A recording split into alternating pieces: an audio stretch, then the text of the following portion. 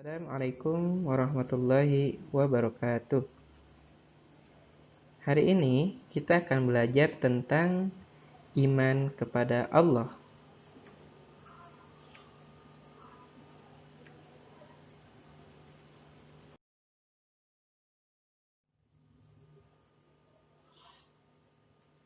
Ada yang tahu apa pengertian dari iman? Iman artinya percaya atau yakin.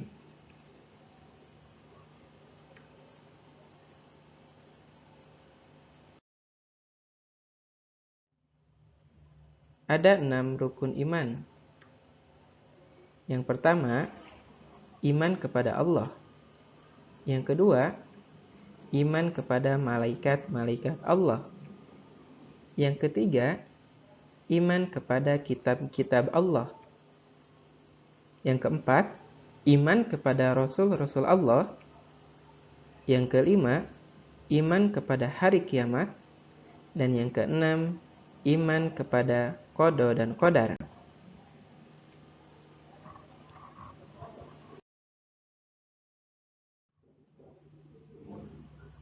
Sebagai seorang muslim, tentunya kita harus yakin bahwa Allah itu ada. Namun, kita tidak boleh memikirkan zat Allah, seperti bagaimana tangan Allah, bagaimana rupa Allah, bagaimana kaki Allah, dan lain sebagainya. Nah, itu adalah suatu hal yang dilarang. Maka memikirkan zat Allah adalah sesuatu yang dilarang. Lalu apa yang harus kita pikirkan? Yang harus kita pikirkan adalah ciptaan Allah. Akal dan pikiran kita dapat digunakan untuk memikirkan dan merenungkan ciptaan Allah. Semua yang ada di alam semesta ini adalah ciptaan Allah, seperti gunung, lautan, bumi, langit, termasuk diri kita pun adalah ciptaan Allah. Apa yang Allah ciptakan itu begitu luar biasa. Tinggal kita bagaimana memikirkan dan merenungkan tentang ciptaan Allah tersebut. Seperti misalkan Allah menciptakan langit tanpa tiang, tapi langit tersebut tidak pernah jatuh ke bawah. Padahal tidak ada satupun tiang yang Allah ciptakan untuk menopang langit tersebut. Nah, itu kan karena kekuasaannya Allah ya.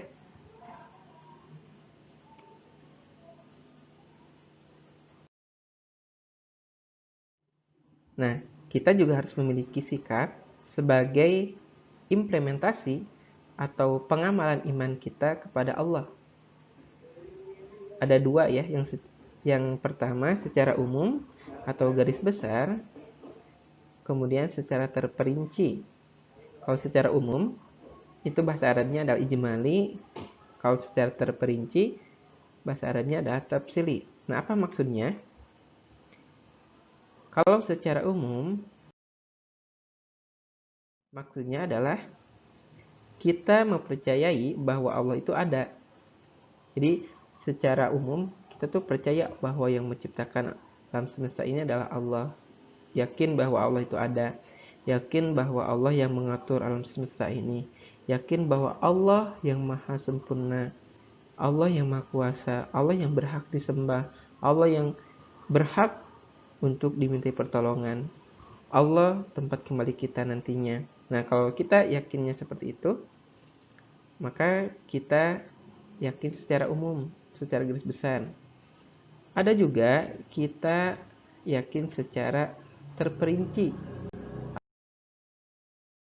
atau tafsili.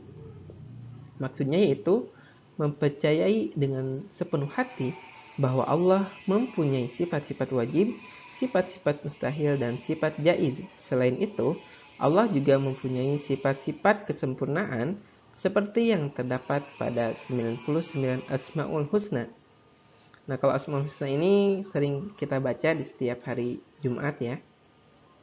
Baik, kita akan mengenal tentang sifat-sifat wajib, sifat-sifat mustahil, dan sifat jaiz bagi Allah. Ada 20 sifat wajib bagi Allah. Yang pertama, wujud, artinya ada. Yang kedua, qidam, artinya terdahulu. Yang ketiga, baqo, artinya kekal. Yang keempat, mukhalafatul lil hawadisi, artinya berbeda dengan makhluknya. Yang kelima, qiyamuhu binafsihi, artinya berdiri sendiri. Yang keenam, wahdaniyah, artinya esa. Yang ketujuh, kudrot, artinya kuasa. Yang kedelapan, irodat, artinya berkehendak. Yang kesembilan, ilmu, artinya mengetahui. Yang kesepuluh, hayat, artinya hidup. Yang kesebelas, sama, artinya mendengar. Yang kedua belas, basor, artinya melihat. Yang ketiga belas, kalam, artinya berfirman. Yang keempat belas, qadiron, artinya maha berkuasa. Yang kelima belas, muridan, artinya maha berkehendak. Yang ke-16, aliman, artinya maha mengetahui. Yang 17, hayyan, artinya maha hidup. Yang ke-18, sami'an, artinya maha mendengar. Yang ke-19, basiron, artinya maha melihat. Dan yang ke-20, mutakaliman, artinya maha berfirman. Nah, coba lihat di sifat yang keempat, itu ada mukhalafatul lil hawadisi, artinya berbeda dengan makhluknya. Bagaimana yang tadi sempat disinggung bahwa kita dilarang untuk memikirkan zat Allah. Karena kalau kita memikirkan misalkan tangan Allah seperti ini, kemudian rupa Allah seperti ini, nah itu tidak mungkin ya.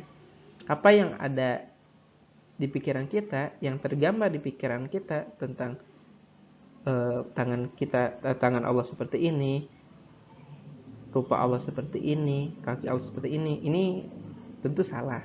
Makanya kita dilarang untuk memikirkan zat Allah. Karena Allah mempunyai sifat yang keempat ini, mukhalafatul lil hawadisi, artinya berbeda dengan makhluknya. Artinya tidak mungkin tergambar dalam pikiran kita. Lalu kalau misalkan nanti kita ingin bertemu dengan Allah, maka kita harus masuk ke dalam surga. Makanya kita harus banyak beribadah biar nanti bisa masuk surga, bisa melihat keindahan wajah Allah. Karena nikmat yang paling besar nanti di surga itu adalah dapat melihat wajahnya Allah yang maha sempurna. Kalau kita sekarang kan penasaran ya bagaimana pencipta kita, nah tetapi itu tidak boleh dipikirkan. Jadi pikirkanlah ciptaannya Allah. Jadi kita dilarang untuk memikirkan bagaimana zat Allah, karena yang tergambar di pikiran kita tentunya pasti tidak mungkin Allah seperti itu. Karena Allah mempunyai sifat yang keempat ini, mukhalafatul lil hadisi, artinya berbeda dengan makhluknya. Tidak mungkin Allah sama dengan makhluknya. Kemudian selain Allah mempunyai 20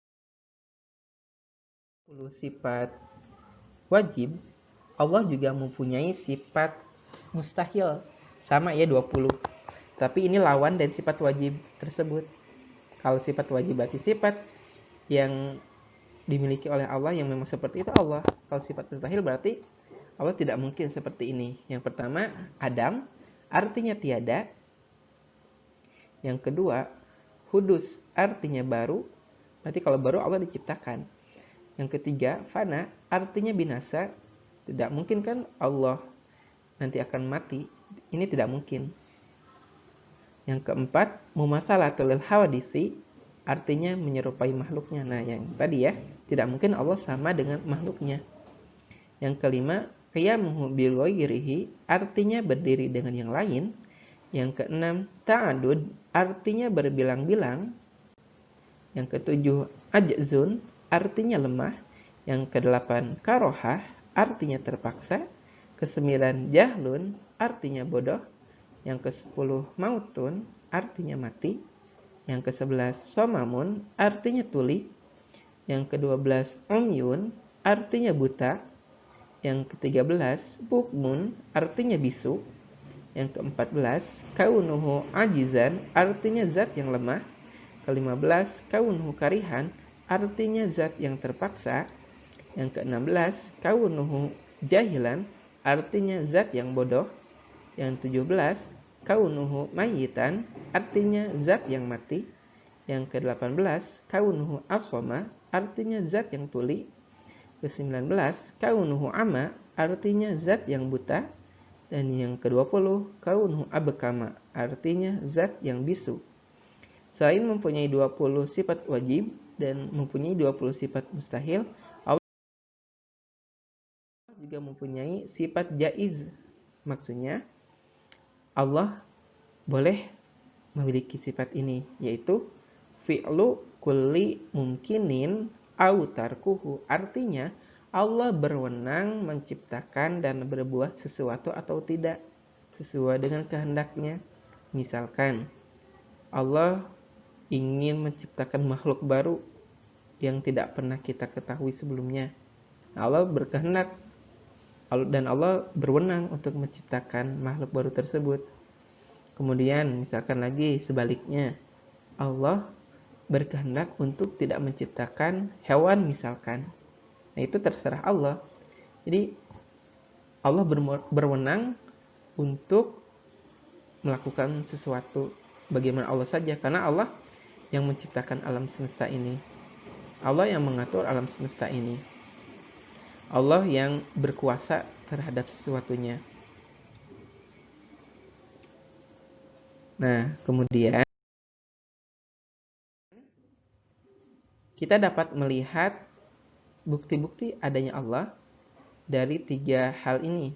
Pertama, ada di ayat-ayat Al-Quran. Yang kedua, dari kejadian alam semesta. Yang ketiga, dari kejadian manusia.